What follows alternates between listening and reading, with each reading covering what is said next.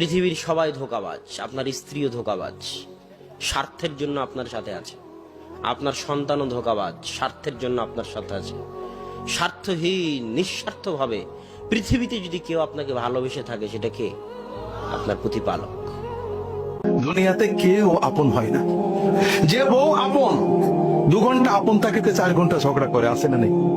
যে ছেলে আপন, সে 2 ঘন্টা কথা শুনে তো 4 ঘন্টা কথা শুনে না, ঠিক না ঠিক? যে ভাই আপন, সে ভাই 2 ঘন্টা আপন আর 2 ঘন্টা পর। যে বাবা আপন, যে সবচেয়ে আপন মা আপন, সেও দেখা যাচ্ছে আরেক ভাইয়ের কথা শুনে পর হয়ে যায়, হয় না? হয় না? হাজিরিন, দুনিয়াতে কেউ 16 আনা আপন হয় না।